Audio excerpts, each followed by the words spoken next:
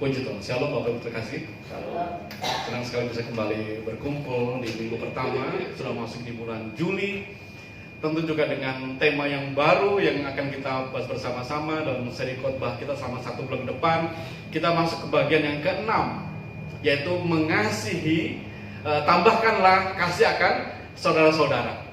Tetapi kalau kita membaca kembali sedikit sejenak untuk mengingat ayat emas kita di dalam 2 Petrus pasal yang pertama, teman-teman bisa memperhatikan sesuatu yang luar biasa, ya. Dari mulai kita belajar tentang menambahkan kepada iman kita kebajikan, lalu pengetahuan, lalu penguasaan diri, kemudian ketekunan, dan bulan lalu kita masuk dalam kesalehan. Itu 5 poin, kalau kita perhatikan itu lebih banyak bicara tentang diri kita sendiri dulu. Itu untuk kita. Kebajikan, itu dari kita. Kesalehan juga dari kita. Penguasaan diri juga dari kita. 5 poin pertama yang paling penting, Paulus ajarkan, diingatkan, itu untukmu dan untukku dulu. Baru kemudian melangkah ke 2 poin terakhir, yang di puncak segala sesuatunya, yang mungkin suka untuk kita lakukan, yaitu apa? Mengasihi, tambahlah kepada keiman kita kasih akan saudara-saudara, lalu kepada semua orang. Lihat, jadi ini sesuatu yang kalau kita secara nggak sadar, sebuah tangga-tangga yang akan kita lalui satu persatu sampai memasuki tangga yang ke-6. Kita diajar untuk belajar mengasihi orang lain. Ayat yang ke-7 berkata, tambahkanlah kepada kesalehan kasih akan saudara-saudara. Terima kasih. Saya memberi judul khotbah pada hari ini adalah kasihilah dirimu sendiri. Ini tentu sepertinya bertentangan dengan ayat yang kita bahas bersama-sama. Loh, tema kita kan bulan ini kan kasih, mengasihi saudara-saudara. Tapi tema hari ini adalah kasihlah dirimu sendiri.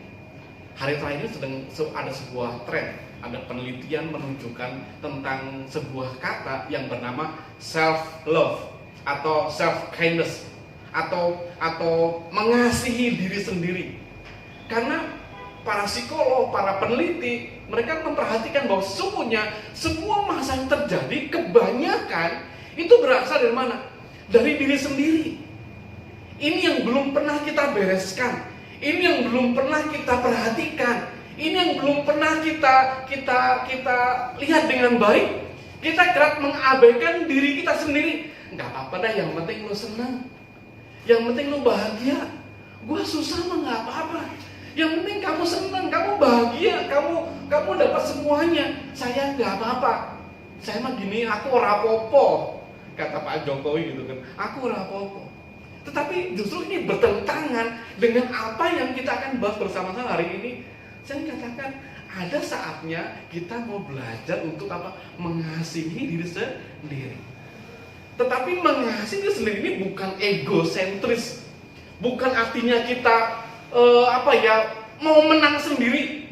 Bukan berarti segala sesuatu harus untuk kita loh. Saya kan perlu mengasihi diri saya sendiri. Harus loh buat saya semuanya. Enggak, sudah mengasihi. Mari kita perhatikan baik-baik. Ayat ini berkata di dalam Markus pasal yang ke-12 ayat yang ke-31. Kalau teman-teman tadi pagi membuka WA grup kita, saya mencantumkan sebuah ayat yang pernah kita bahas bersama-sama tentang hukum yang utama dan terutama. Bu Puji udah ketemu? Markus 12 ayat yang ke-31. Apa dikatakan? Kasihilah. Markus 12 ayat yang ke-31 dikatakan, dan hukum yang kedua ialah kasihilah sesama manusia seperti dirimu sendiri. Tidak ada hukum lain yang lebih utama daripada kedua hukum ini.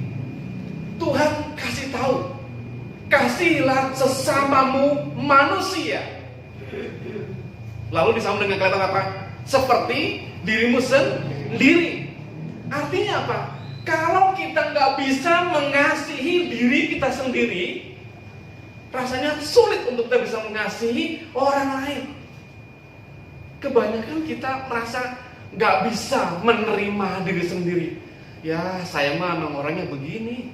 Saya mah nggak pintar. Latar belakang saya nggak bagus. Saya keluarga dari suku tertentu yang dicemooh orang. Saya orang miskin. Saya orang nggak punya. Dibanding sama dia mah, saya mah apa tuh? Sehingga dia nggak punya penerimaan atas dirinya sendiri. Nah, maksud saya untuk kita belajar mengasihi diri sendiri, kasihlah dirimu sendiri adalah apa? Mari kita melihat dari kacamata Tuhan bahwa engkau diciptakan unik. Kita spesial di hadapan Tuhan. Yohan, Ko Kiki, Ci Indra, Bu Puji, Yola, saya, Endi, Koca, masing-masing unik di hadapan Tuhan. Nggak ada sesuatu yang merasa ini masalah kita ya, seringnya gitu. Kok dia lebih hebat ya dari saya? Kok dia lebih kaya ya dari saya? Kok dia lebih ganteng ya dari saya? Kok dia lebih populer daripada saya?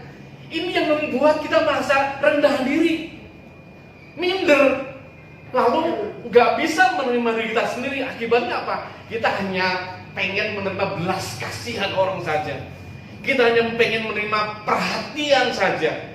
Kita hanya pengen menerima kebaikan-kebaikan yang hanya untuk kita saja. Nah, hal seperti ini yang tidak akan memungkinkan kita untuk masuk ke langkah yang keenam, yaitu tambahkanlah kasih akan saudara-saudara. Bagaimana mungkin kita bisa mengasihi saudara-saudara sedangkan kita pun gak bisa menerima diri kita sendiri? Bagaimana kita bisa menerima orang lain, kita gak bisa terima diri sendiri? Bagaimana kita bisa memperhatikan orang lain, padahal kita juga membutuhkan perhatian untuk diri kita sendiri? Kita belum bisa berdamai dengan diri kita. Padahal secara kasat mata sesungguhnya ada sebuah ayat yang menarik, Efesus 5 ayat yang ke-29. Efesus 5 ayat yang ke-29 dikatakan demikian. Sebab tidak pernah orang membenci tubuhnya sendiri, tetapi mengasuhnya dan merawatinya, sama seperti Kristus terhadap jemaatnya. Sesungguhnya setelah kita nggak sadar, secara otomatis kita tuh sudah punya benih untuk bisa belajar mengasihi diri sendiri. Sejelek-jeleknya kita nih, kalau kita ngomong yang nggak baik ya, sejelek-jeleknya kita, sebodoh-bodohnya kita, kita masih bisa kok merawat tubuh kita sendiri. Saatnya kita lapar, naluri kita langsung berusaha untuk mencari makanan, gimana pun caranya. Saat kita, badan kita merasa kotor, kita lalu selain naluri kita berusaha untuk gimana cara kita bisa membersihkan tubuh kita dan merawat tubuh kita. Itu udah naluri kita. Tetapi yang paling dalam, yang paling penting, mari kita rawat tubuh kita yang dalam ini. Terima kasih. Bukan lagi saatnya lagi kita mengasihani diri sendiri dalam arti kata yang negatif. Lalu kita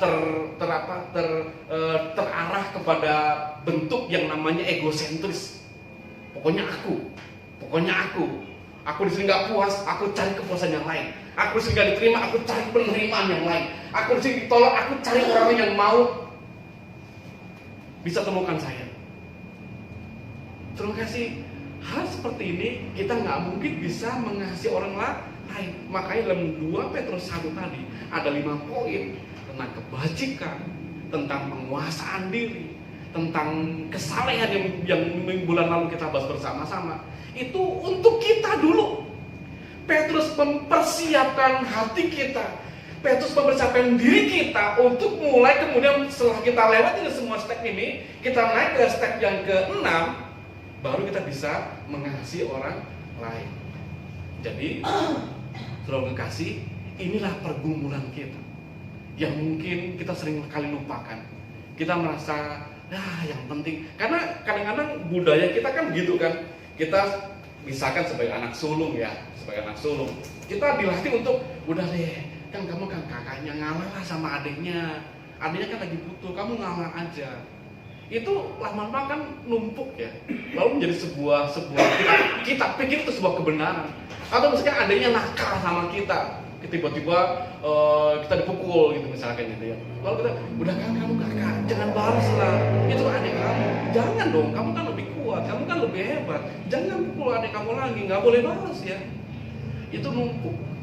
Jadi kita merasa itu hal yang lumrah. Tetapi secara nggak sadar seringkali itu numpuk di dalam secara psikologis, dalam hati dan pikiran kita, di dalam kita. Mau kita merasa bahwa oh ya mungkin saya harusnya nerimo ya. Mungkin saya harusnya merasa ya terima apa adanya aja ya. Saya mungkin merasa harusnya memang begitu keadaannya ya. Ya apa adanya lah begitu ya. Bukan. Tapi yang Tuhan maksudkan adalah mari kita melihat diri kita dari kacamata Allah bahwa kau dan saya adalah sesuatu yang unik, sesuatu yang berbeda, sesuatu yang spesial, yang Allah tempatkan di hidup kita masing-masing, supaya kita belajar sesuatu. Engkau sudah punya iman, iya bagus. Yuk tambahkan sedikit demi sedikit dalam hidup kita, pribadi kita dulu kita perbaiki. Lalu setelah itu kita mulai belajar untuk memperhatikan orang lain.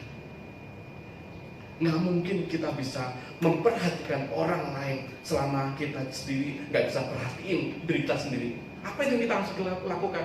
Mari kita belajar untuk menerima diri sendiri. Apapun keadaan, apapun latar belakang, apapun sekarang kondisimu, terimalah dirimu sendiri apa adanya. Tuhan, Engkau menempatkan saya di posisi ini, pasti Tuhan punya rencana besar buat saya. Tuhan, Engkau bentuk saya seperti ini, pasti Tuhan punya rencana besar buat saya. Menerima diri kita, apa adanya kita, kurang lebihnya kita, bukan membanding-bandingkan diri kita dengan orang lain. Kalau sifat membanding-bandingkan ini, udah pastilah kita nggak bisa mengasihi orang lain. Sulit untuk kita bisa mengasihi orang lain. Lalu apa? Belajar memahami. Belajar memahami. Pertama diri sendiri dulu. Pahami dulu dirimu sendiri seperti apa. Lalu belajar untuk memahami orang lain. Lalu menerima dan berdamai. Belajar berdamai. Ada nggak orang yang nggak bisa berdamai dengan diri sendiri? Banyak. Yang nggak bisa memaafkan dirinya sendiri. Ada nggak? Ada. Banyak. Nggak bisa memaafkan dirinya sendiri. Enggak. Gua pernah salah. Gara-gara gua nih orang tua gua meninggal misalkan. Gara-gara gua nih orang tua gua berantakan. Gara-gara gua nih perusahaan gua kacau, hancur. Gara-gara gua nih. Kayaknya nggak termaafkan. Nggak bisa memaafkan dirinya sendiri. Ayo mari kita berdamai. Berdamai dengan Tuhan yang lebih dulu sudah mengampuni kita. Tapi bila kita masih kekeh, nggak mau mengampuni diri kita sendiri. Kristus sudah mati buat engkau dan saya, bukan? Untuk memaafkan kita, bahkan mengampuni kita. Tapi kita malah nggak bisa mengampuni diri kita sendiri. Bagaimana mungkin kita bisa mengampuni orang lain? Ini yang sulit, yang nggak mungkin untuk kita bisa lakukan untuk orang lain. Kasih yang kita upayakan pada diri sendiri itu akan menuntun kita untuk dapat mengasihi orang lain. Kasih dari mana itu? Kasih dari surga memenuhi hatiku. Kasih dari Yesus itu melimpah atas kita semuanya. Dan kasih ini akan yang kita upayakan, yang kita hidupkan, yang kita usahakan ini, yang Tuhan sudah taruhkan benih dalam hati kita, ini akan menuntun kita untuk kita bisa mengasihi orang lain. Kalau di poin ini saja kita masih kesulitan dalam mengasihi, ayo mari kita bergumul bersama-sama, kita belajar bersama-sama. Dan kita mesti ulang lagi dari step awal lagi. Karena nggak mungkin kita melangkah ke atas lagi kalau di sini kita masih mentok. Makanya saya katakan, yuk belajar, kasihilah dirimu sendiri. Karena Tuhan juga bilang, kasihlah orang lain, kasihlah sesama manusia seperti dirimu sendiri. Jadi levelnya sama, caranya sama, bentuknya sama, perlakuannya sama. Bagaimana engkau bisa mengasihi dirimu sendiri, demikianlah engkau bisa mengasihi orang lain. Kalau kita punya botol ini sudah terisi, baru kita bisa isi gelas atau botol yang lain dengan isi yang ada di botol ini. Kalau botolmu kosong, kamu gak akan bisa ngisi apa-apa di tempat yang lain. Kalau hidupmu kosong, gak ada kasih untuk dirimu sendiri, gak akan bisa kau bagikan kepada orang lain. Gak bisa. Ini hukum yang sederhana. Kalau kita gak punya kasih untuk kita sendiri, kita gak bisa mengasihi orang lain. Sampai di posisi ini, Mari kita berkaca, mari kita bercermin. Sudahkah kita belajar untuk mengasihi dirimu sendiri, mengasihi diri kita sendiri, berdamai dengan diri kita sendiri, memahami diri sendiri, menerima diri sendiri, mengampuni diri sendiri. Baru setelah ini kita isi dengan kasih Tuhan, kita bisa tuangkan buat orang lain. Hanya orang yang dapat menerima dirinya lah yang dapat menerima orang lain. Adakah teman-teman yang masih bergumul akan hal ini, yang gak bisa menerima diri sendiri? Gak bisa, saya terlalu bodoh. Gak bisa, saya terlalu berdosa. Gak bisa, saya terlalu miskin. Gak bisa, saya terlalu jelek. Gak bisa, saya gak layak. Gak bisa. Semuanya begini untuk diri sendiri, dan itu hal yang negatif. Tapi justru kebaikan-kebaikan yang kita lakukan, kesalahan-kesalahan yang kita lakukan, mari itu berdampak positif untuk kita dulu minimal. Yang kedua berdampak untuk orang lain. Inilah bentuk penerimaan yang kita bisa lakukan. Terimalah dirimu sendiri apa adanya dirimu, barulah engkau bisa menerima orang lain. Saya teringat tentang perumpamaan orang Samaria yang baik hati. Ketika ada orang Yerusalem turun ke Yeriko, kita sama-sama tuh ada orang yang dirampok di tengah jalan, diambil barang-barangnya, ditelanjangi dan dipukuli dan hampir mati. Di sana ada 2 orang rohaniawan, yang satu imam besar. Seorang imam datang melewati tempat tersebut, melihat keadaan tersebut, tapi dia mengambil jalan yang agak jauh, lalu melewati orang yang menderita itu. Yang kedua orang lain pun datang, seorang pelayan Tuhan pun datang melewati tempat itu, dan dia bukan mengambil orang ini lalu dia menyingkir tempat yang jauh, sama seperti yang imam lakukan, dia melintasi orang tersebut. Dan ketiga ada orang Samaria yang ketika dia pergi untuk berdagang dengan keledai dan barang-barang bawaannya, melihat orang yang menderita, dia turun. Lalu dia mulai menghampiri orang ini, dia mengangkatnya, menyihkan, membersihkan, meminyakinya, menaikkan di atas keledainya dan dibawa ke penginapan. Lalu dibayar, dan kalau masih kurang dia akan selesaikan pembayaran. Ada 2 bentuk manusia. Yang satu kelompok, yaitu imam dan orang Lewi ini, mereka punya kedudukan yang terhormat di dalam rumah Tuhan, di dalam masyarakat, dihormati luar biasa. Tetapi dia hanya membutuhkan itu hanya untuk dia sendiri. Dia merasa kalau saya tolong dia waktuku nanti habis, kalau saya bantu dia nanti saya kenapa-napa, kalau saya mengusahakan sesuatu untuk orang ini nanti saya efeknya nggak enak. Enggak, saya nggak bantu. Lalu dia pergi. Lalu dengan dalih, bukannya saya nggak mengasihi orang ini, tapi nanti saya repot. Terima kasih. Tetapi orang yang sama tadi, ketika dia melihat orang ini, dia orang yang sudah berdamai dengan diri sendiri. Dia pernah merasakan betapa menderitanya hidupnya. Ketika orang ini menderita, layaknya untuk dia tolong. Lalu dia turun, dia tolong orang ini, dia bersihkan lukanya. Dia nggak memperdulikan dirinya sendiri, dia nggak memperdulikan keadaannya, karena dia tahu dia sudah melewati itu semuanya. Lalu dia bawa orang ini ke penginapan, dan dia biar penuh. Kalau ada masih kurang pun, dia sudah janji untuk membayar kembali. Terima kasih. Orang-orang yang sudah berdamai dengan diri, orang sudah bisa menerima diri sendiri. Seringkali kita udah mulai, udahlah, gak apa-apa. Yang penting saya bisa menyelesaikan sesuatu, karena saya sudah punya kasih besar. Saya sudah diterima Tuhan, saya sudah diampuni Tuhan, saya sudah punya daripada Tuhan, saya sudah dikasih lebih sama Tuhan. Saya ingin berbagi sama orang lain. Segala kebaikan, segala kesalehan, segala penguasaan diri, dan lain sebagainya, aku sudah punya. Lalu dia bisa mulai belajar, bisa lanjut lagi apa? Mengasihi orang lain. Kasih akan saudara-saudara. Ini belum kasih kepada semua orang ya. Yang nanti yang akan datang mungkin kita belajar, mungkin akan lebih dalam lagi cara kita mengupasnya. Tapi untuk sampai ke sana, yuk kita ini dulu nih yang kita perbaiki dulu. Keadaan kita yang kita perbaiki, hati kita yang perbaiki, penerimaan, pendamaian ini kita perbaiki. Tuhan udah terima kita.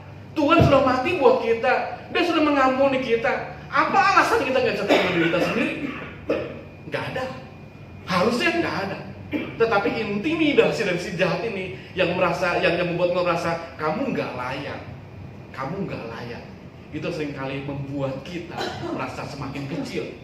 Lingkungan kita atau cara mendidik orang tua kita yang sering mengintimidasi kita, itu juga membuat kita merasa kita rendah diri.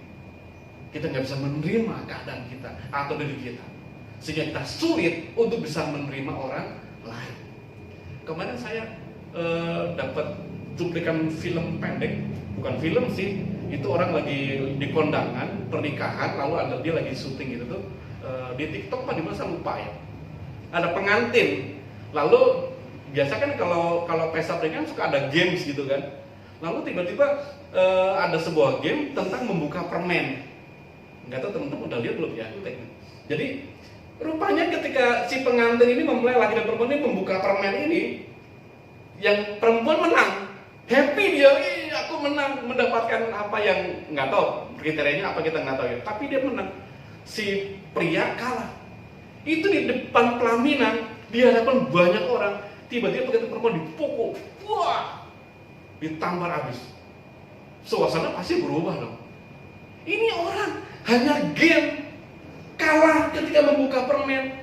Tiba-tiba istrinya masih di depan pelaminan, tiba-tiba digampar istrinya begitu rupa. Lalu apa kabarnya kalau sudah di rumah tangga? Apa yang terjadi? Yang orang nggak lihat, orang nggak memperhatikan. Ini di depan orang banyak saja. Orang tuanya mungkin masing-masing masih mendampingi. Dia masih bisa memukul istrinya, hanya karena kalah dia. Karena nggak bisa menerima kekalahannya, dia bisa perlakukan istrinya seperti itu. Makanya penerimaan diri ini sesuatu yang penting. Perdamaian dengan diri itu sesuatu yang paling penting sebelum kita belajar untuk mengasihi orang lain. Hanya orang bisa menjaga diri, baru dia juga bisa menjaga orang lain. Nah, sebelum kasih, mari kita lihat bahwa sesungguhnya setiap firman Tuhan yang disampaikan itu membuat kita berkaca. Makanya firman Tuhan berkata, firman Tuhan seperti apa? Pedang bermata dua. Buat saya juga kena, buat teman-teman pun juga kena. Kita bisa berkaca, kita bisa melihat seperti apa saya. Minggu lalu saya sampaikan, siapa yang tadi pagi berangkat ke gereja nggak berkaca dulu? Hari ini ada nggak yang nggak berkaca? Ke gereja bangun pagi, mandi, pakai baju langsung berangkat. Nggak, sama sekali nggak lihat cermin. Ada nggak? Kok Kiki tadi bercermin nggak? Bercermin. Minimal nyisir, ya kok? Minimal nyisir. Semuanya kan bercermin, melihat, mematuk diri. Sudah pantas nggak saya pakai baju ini ya? Rambut saya belahannya matching nggak? Simetris nggak belahan gitu kan? Lalu kalau ada uban, aduh sibuk nih, masih sempet-sempetnya nyambut uban satu, kelihatan malu misalkan gitu. Atau kancing yang copot satu, itu memperhatikan kita. Atau jangan sampai pas lighting celana kita juga masih terbuka, kita nggak tahu. Makanya kita perlu bercermin. Sebelum kasih firman Tuhan membuat kita pun juga bercermin. Sudah seperti apa ya saya? Sudah sampai apa ya saya? Sudah secantik apa saya di hadapan Tuhan ya? Kalau saya sebelum cantik, oh ya, yuk kita betulkan. Mungkin sisirnya kurang rapi, mungkin bedatnya masih tebal sebelah, mungkin bikin alisnya kurang naik dikit gitu kan. Jadi ini cara kita mematur diri. Dan ketika kau mendengar firman Tuhan, mari kita berlakukan hal yang sama. Makanya saya bilang, mendingan kaca yang di depan saya itu taruh di depan, di luar situ tuh. Sebelum kita masuk ke gereja itu kita bercermin, bukan sekedar melihat penampilan kita, tapi iya, hari ini saya akan bertemu dengan Tuhan. Hari ini saya akan dengar firman Tuhan. Semoga ini membuat saya belajar akan sesuatu dan saya pulang lebih cantik daripada sebelumnya, gitu kan? Ketika saya pulang, saya diperbaiki riasan saya, diperbaiki penampilan saya, dan saya makin percaya diri bahwa saya orang yang sudah diterima Tuhan, diampuni Tuhan, dikasih Tuhan, diberi Tuhan, diberkati Tuhan, sehingga kita bisa melakukan hal yang sama. Kita pun saya akan mempercantik orang lain, saya akan mengasihi orang lain, saya akan memberi kepada orang lain, saya akan memberkati orang lain. Amin. Harusnya seperti ini. Jadi awal bulan ini Saya akan memulai dengan sebuah tema, kasihilah dirimu sendiri. Kasihilah dirimu sendiri. Jangan menuntut orang mengasihi dirimu sebelum engkau sendiri belum bisa mengasihi diri sendiri. Jangan menuntut orang untuk mengampunimu sebelum engkau belum bisa mengampuni dirimu sendiri. Jangan menuntut orang melakukan lebih kepada dirimu sebelum engkau sendiri juga belum memberikan lebih untuk dirimu sendiri. Ayo berdamai, benahi, tata lagi bersama-sama supaya kita bisa melangkah untuk bisa betul-betul menggenapi apa yang Petrus ajarkan. Kasih akan saudara-saudara itu perlu kita tambahkan. Berarti kalau tambah itu kan sesuatu yang akan kita tambahkan kan. Ayo tambahkan, kemudian tambahkan. Ini sudah siap dulu baru ditambahin. Kalau Bu Puji bagi Indomie, Bu Puji bumbunya dulu di piring atau minyak dulu? Biasanya kalau bagi Indomie bumbunya dulu. Ada juga orang yang minyak dulu baru bumbunya. Ini kan stylenya beda-beda kan. Itu kan menambahkan gitu kan. Menambahkan. Udah jadi bumbu sudah ada, minyak sudah ada, tambahin apa lagi?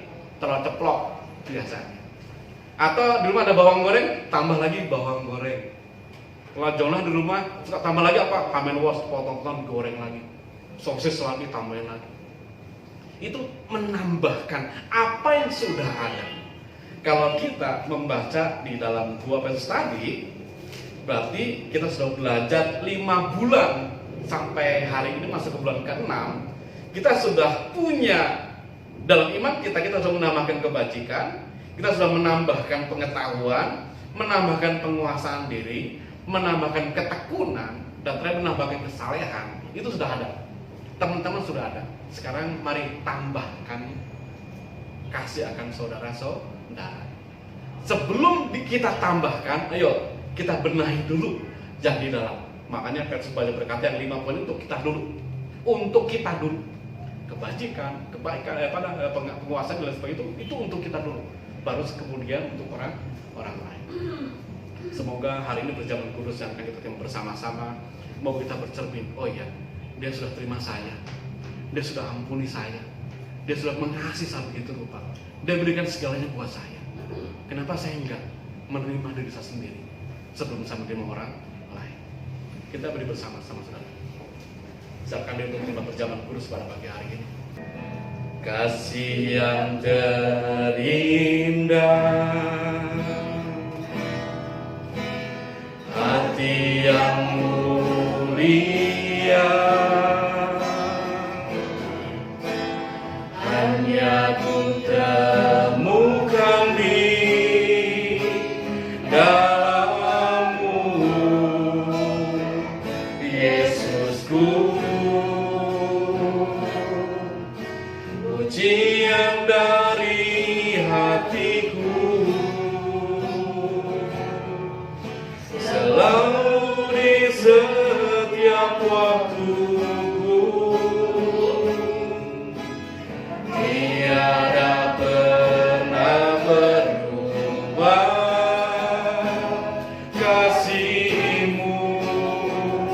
Katakan karya terbesar, karya terbesar dalam hidupku, pengorbananmu yang selamatkanku. Engkaulah harta yang tak ternilai, yang ku miliki dan ku hargai. Yesus, Engkau ku kagumi.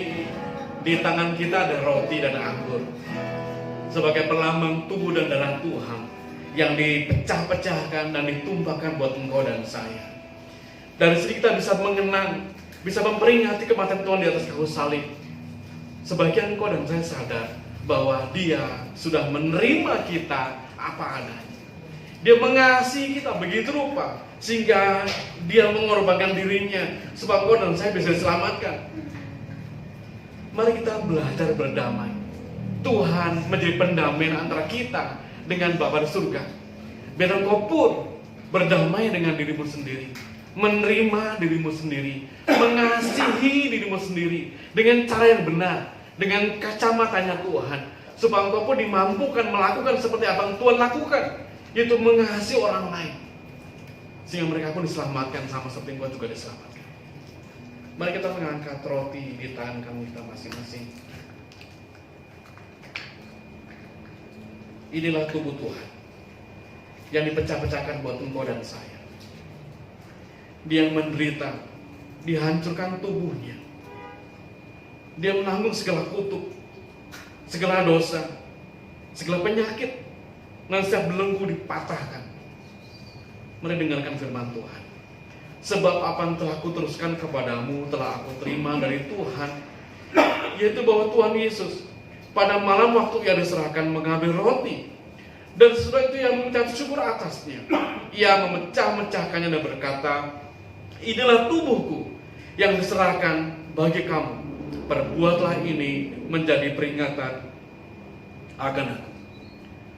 Mari dengan hatimu kau memandang kepada Allah yang tergantung di kayu salib, karena untuk menebus engkau dan saya. Dan inilah tubuhnya yang dipecah-pecahkan untuk keampunan dosamu, untuk keselamatan. Saudara kasih, engkau percaya inilah tubuh Tuhan? Amin. Mari kita makan bersama-sama, katakan dalam nama Tuhan Yesus.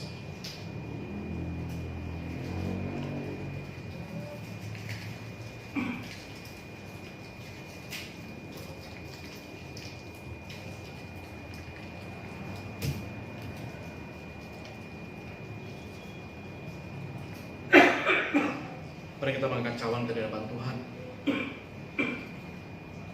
Demikian juga ia mengambil cawan sesudah makan, lalu berkata, cawan ini adalah perjanjian baru yang diputarkan oleh darahku.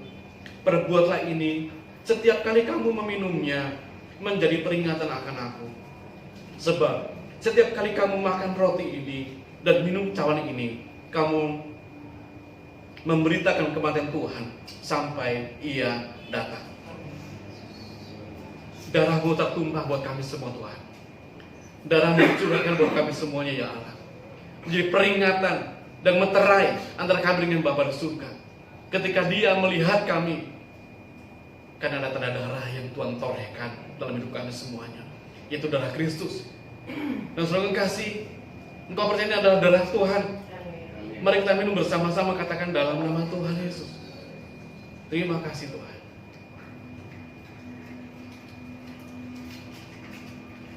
Ucapkan syukurmu kepada Allah. Katakan terima kasih Tuhan buat keampunan dosa kami. Terima kasih ya Tuhan buat penebusan Kau lakukan buat kami semuanya. Terima kasih, terima kasih, terima kasih. Apa yang Tuhan sudah kerjakan buat kami semuanya, kami terima ucapan syukur. Di mana kami juga belajar Tuhan untuk berdamai dengan diri kami, menerima diri kami, supaya kami juga bisa mengasihi orang lain lebih baik lagi ya Tuhan. Berkati anak-anakmu yang pagi ini mendengarkan firman Tuhan, dan Roh Kudus akan terus berbicara, menerjemahkannya bagi mereka semuanya. Dalam nama Tuhan Yesus kami berdoa, kami bersyukur. Haleluya. Amin, amin, amin. Puji Tuhan, silakan dulu saudara.